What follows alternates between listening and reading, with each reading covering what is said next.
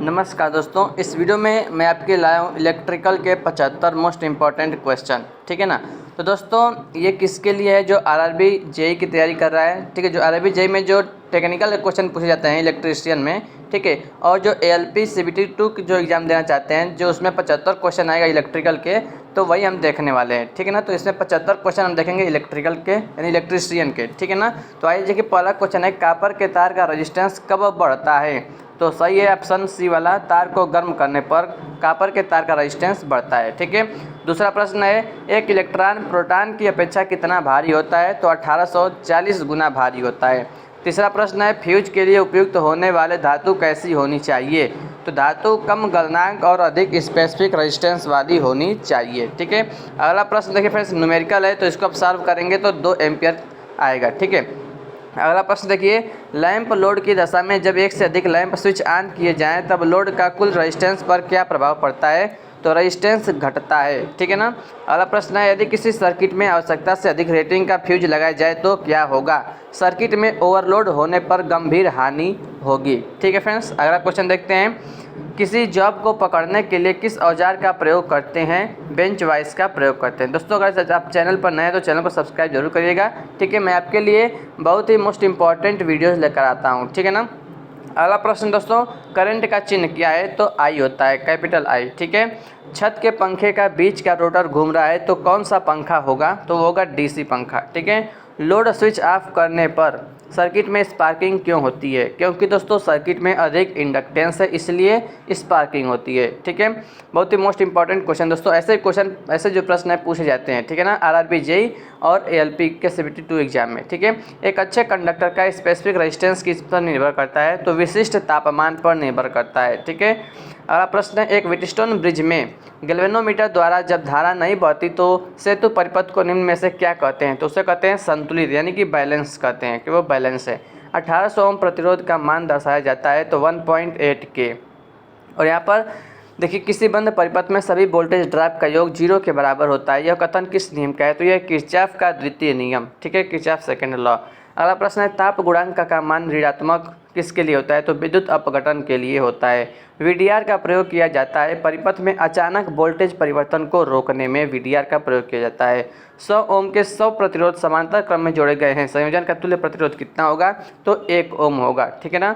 एक प्रतिरोध पर क्रमशः भूरी, हरी, काली तथा सुनहरी पट्टियाँ हैं, प्रतिरोध का मान क्या होगा दोस्तों? तो फ्रेंड्स अगर इसको आप याद किए होंगे, बीबी Roy good boy very good wife, ठीक है ना, जो है सिल्वर गोल्ड ऐसे करके होता है, तो इसको आप याद कर किए रहेंगे तो इसको आप कर लेंगे। इसका आएगा 150 ओम प्लस माइनस 5%। ठीक है।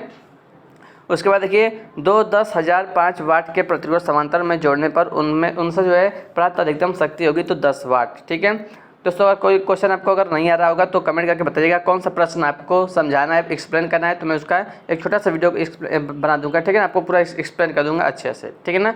इस क्वेश्चन को सॉल्व करेंगे तो 20 वाट इसका उत्तर आएगा। ठीक है ना। अगला प्रश्न है दोस्तों, ये भी जो है न्यूमेरिकल ही है। ठीक है, तो इसका आंसर आएगा 67.5 ओम। ठीक है, ये भी न्यूमेरिकल है। इसका आंसर है 150 किलो वाट हावर। ठीक है ना दोस्तों। अगर आपको प्रश्न नहीं आ रहा है इस कैसे सॉल्व करते हैं इसको, तो आप कमेंट करके बताइएगा कौन सा प्रश्न नहीं आ रहा है। ठीक है।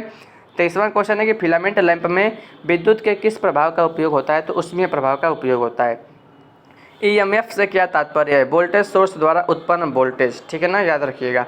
मनुष्य शरीर के लिए घातक धारा है तो 30 मिली एम्पियर घातक धारा है। ठीक है। अगला है कि अमिश्रित यानी कि अनएलॉय धातुओं का प्रतिरोध ताप के साथ किस प्रकार परिवर्तित होता है? तो प्रतिरोध केवल अति उच्च ताप पर परिवर्तित होता है, सामान्यतः यह स्थिति नहीं होती है। ठीक है। अगला प्रश्न देखिए, निम्न परिपथ में ए बी के यहाँ पर प्रश्न बना था। ठीक है, तो यहाँ पर जो है मध्य प्रतिरोध ज्ञात करना है दोस्तों। तो इसको जो है बहुत ही सिंपल, इसको आएंगे 10 ओम आएगा। ठीक है।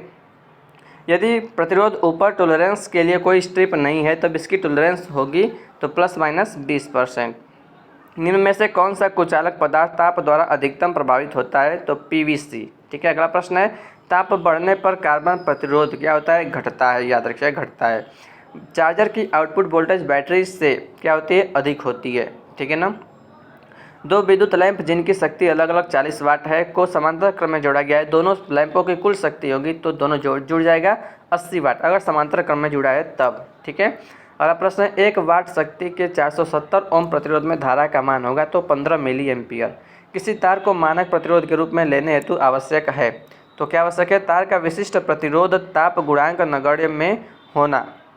अगला प्रश्न है पिकलिंग का अर्थ है तो सतह से ग्रीस पपड़ी इत्यादि हटाना, उसको कहते हैं पिकलिंग। ठीक है। इलेक्ट्रोप्लेटिंग की प्रक्रिया में इलेक्ट्रॉन पर मुक्त होने वाले पदार्थ की मात्रा निर्भर करती है किस पर? विद्युत धारा की मात्रा पर निर्भर करती है। कठोर सतह प्राप्त करने हेतु सतह पर निम्नलिखित में से किसकी कोटिंग करनी होगी? क्रोमियम की कोटिंग करनी होगी। स्थिर सप्लाई वोल्टेज पर एक चालक में बहने वाली धारा घटती है कब? जब चालक की लंबाई बढ़ाने पर। ठीक है ना। प्रतिरोध कलर कोडिंग में सिल्वर बैंड की टॉलरेंस है तो +-10% होता है, याद रखिएगा। ठीक है। अगला प्रश्न देखिए, प्रतिरोध कलर कोडिंग में काला रंग प्रदर्शित करता है तो 0। ठीक है ना। ब्लैक से शुरू होता है, काला शुरू होता है, ब्लैक ब्राउन ऐसे होता है तो ब्लैक का 0, ब्राउन का 1 होता है। ठीक है ना। उसके बाद देखिए यहाँ पर न्यूमेरिकल इसको सॉल्व करेंगे तो 40 वाट इसका आएगा आंसर। ठीक है ना। ये भी न्यूमेरिकल है, इसका आएगा 3 ओम।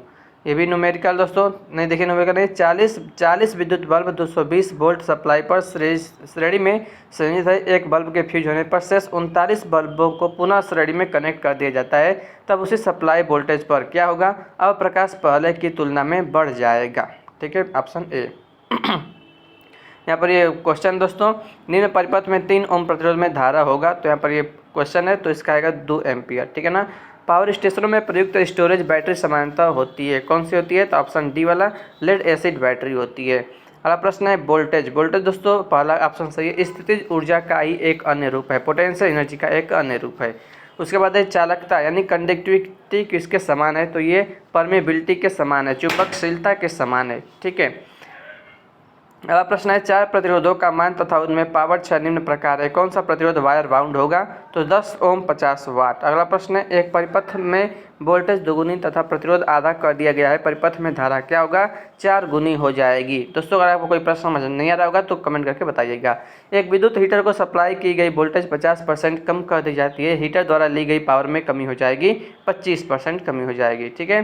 ट्रांसफार्मर डीसी वोल्टेज को क्या करता है? उपरोक्त में से कोई नहीं, कम करेगा, न अधिक करेगा, न समान वोल्टेज पर रूपांतरित कर सकता है। ठीक है। ट्रांसफार्मर डीसी वोल्टेज को यानी डीसी वोल्टेज में तो ट्रांसफार्मर वर्क नहीं करता है, उसकी जो प्राइमरी वाइंडिंग होगी वो जल जाएगी। ठीक है ना। इसको भी याद रखिएगा। अगला प्रश्न है देखिए, ट्रांसफार्मर परिवर्तित कर सकता है, तो ऑप्शन डी धारा व वोल्टेज को जो है परिवर्तित कर सकता है, लेकिन पावर को यानी कि शक्ति को वो परिवर्तित नहीं करता है। ठीक है ना। रोटरी कन्वर्टर प्रारंभ किया जा सकता है, तो ऑप्शन डी करेक्ट है, उपरोक्त सभी, केवल एसी साइड से, केवल डीसी साइड से, एसी अथवा डीसी दोनों साइड से। ठीक है ना। तो उपरोक्त सभी करेक्ट है। अगला प्रश्न दोस्तों देखिए, मोटर की घूमती हुई शाफ्ट में चक्कर की संख्या मापने के लिए कौन सा मीटर का उपयोग किया जाता है? तो टेकोमीटर का प्रयोग किया जाता है। ठीक है। अगला प्रश्न देखते हैं, जर्मेनियम और सिलिकॉन विद्युत पदार्थ की श्रेणी में आते हैं, तो अर्धचालक पदार्थ की श्रेणी में आते हैं। निम्न में से कौन सी विद्युत एक मशीन एसी और डीसी दोनों प्रकार की विद्युत सप्लाई पर कार्य कर सकती है? तो यूनिवर्सल मोटर करेक्ट है। ठीक है दोस्तों। अगला प्रश्न है पेट्रोल में लगी आग किस श्रेणी में आती है? तो ऑप्शन बी करेक्ट है, बी श्रेणी में आती है। ट्रांसफार्मर में सुरक्षा रिले होती है, कौन सी? बुकोल्ज रिले होती है। ठीक है ना। किस स्विच के द्वारा एक लैंप को 3 जगह से कंट्रोल किया जा सकता है? तो इंटरमीडिएट स्विच से। ठीक है ना। ट्रांसफार्मर तेल को किस यंत्र द्वारा टेस्ट किया जाता है? तो ऑयल टेस्टिंग किट से टेस्ट किया जाता है। बैटरी के टर्मिनल पर मापा गया विद्युत दबाव होता है, तो विद्युत वाहक बल होता है। निम्नलिखित में से उस इकाई को चुनिए जिसका उपयोग विद्युत चालक तार की चालकता को मापने के लिए किया जाता है, तो साइमन का प्रयोग किया जाता है। घरेलू वायरिंग में प्रयुक्त अर्थिंग का तार का रंग होता है दोस्तों, अर्थिंग का होता है हरा, ग्रीन। ठीक है ना, याद रखिएगा। अर्थिंग यानी कि अर्थ से जुड़ा होता है, अर्थ ग्रीन होता है, तो ऐसे याद रखिएगा। विद्युत की इकाई होती है दोस्तों, विद्युत की क्या देखिए, वोल्ट, जूल, ओम, उपरोक्त सभी, तो ऑप्शन बी जूल सही किया है। ठीक है ना। अगर विद्युत धारा का आएगा तो एम्पियर करिएगा। ठीक है ना। वोल्टेज, ठीक है, वोल्टेज का वोल्ट होता है, कार्य का मात्रक भी जूल होता है, कार्य का मात्रक जूल, प्रतिरोध का मात्रक ओम होता है। ठीक है ना। 100 वाट बिजली का बल्ब 10 घंटे जलता है, तो 5 रुपया यूनिट की दर से विद्युत खर्च होगा, तो 5 रुपया दिया है। ठीक है, 5 रुपया। किलोवाट घंटा किसकी इकाई? दोस्तों याद रखिएगा, विद्युत ऊर्जा की इकाई है किलोवाट घंटा। त्वरित चालक का आविष्कार किसने किया था? याद रखिएगा, बेंजामिन फ्रैंकलिन ने किया था। फ्यूज का सिद्धांत है दोस्तों विद्युत का ऊष्मीय प्रभाव। ठीक है। बिजली के बल्ब का फिलामेंट किस तत्व से बना होता है? दोस्तों बिजली के बल्ब का फिलामेंट दोस्तों याद रखिएगा कि वो टंगस्टन का बना होता है, ना कि लेड का बना होता है। ठीक है। यहाँ पर ऑप्शन डी सही है, टंगस्टन। अतिचालक का लक्षण है दोस्तों पहला सही है उच्च पारगम्यता, याद रखिएगा उच्च पारगम्यता। ठीक है। बिजली सप्लाई के मेंस में फ्यूज एक सुरक्षा उपकरण के रूप में लगा हुआ है। बिजली के फ्यूज के संबंध में कौन सा कथन सही है? इसका गलनांक निम्न होता है, याद रखिएगा। ठीक है ना, इसका गलनांक निम्न होता है। ठीक है, याद रखिएगा गलनांक निम्न होता है। ठीक है, प्रतिरोध उच्च होता है। ओम का नियम क्या परिभाषित करता है दोस्तों? तो धारा और वोल्टेज दोनों को परिभाषित करता है। शुष्क सेल है दोस्तों, ये प्राथमिक सेल है। ठीक है ना, शुष्क सेल क्या है? प्राथमिक सेल है। और दोस्तों जो लेड एसिड वाला जो बैटरी होता है, लेड एसिड बैटरी, वो द्वितीयक सेल होता है जिसे हम चार्ज कर सकते हैं। ठीक है ना, शुष्क सेल को चार्ज नहीं किया जाता, इसलिए प्राइमरी सेल में आता है। ठीक है। एक फ्यूज तार का उपयोग किसके लिए होता है? फ्यूज तार का उपयोग अत्यधिक धारा प्रवाह के समय विद्युत परिपथ को तोड़ने के लिए होता है। और लास्ट क्वेश्चन दोस्तों, वाट मीटर की वह कॉइल जिसे सदैव समांतर में जोड़ा जाता है? तो ऑप्शन डी करेक्ट है।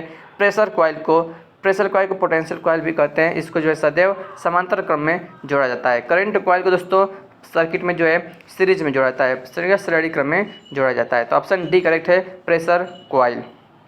ठीक है दोस्तों, तो यहाँ पर जो है इसका जो है देख सकते हैं किसको 75 में से किसने कितना सही किया है। ठीक है ना, विनर्स को कांग्रेचुलेसन्स, बाकी सबको बेस्ट मतलब। उसके बाद दोस्तों हम फिर करेंगे अगला प्रश्न में यहाँ पे देखेंगे हम। ठीक है ना, फिर से नेक्स्ट वीडियो में करेंगे दोस्तों। तो आपको 75 क्वेश्चन कैसे लगे दोस्तों कमेंट करके बताइएगा।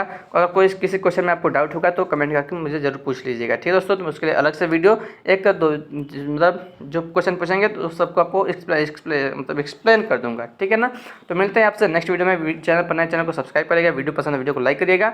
ऐसा ही और वीडियो देखने के लिए हमारे चैनल को सब्सक्राइब करिएगा। ठीक फ्रेंड्स, मिलते हैं नेक्स्ट वीडियो में। जय हिंद, जय भारत, वंदे मातरम।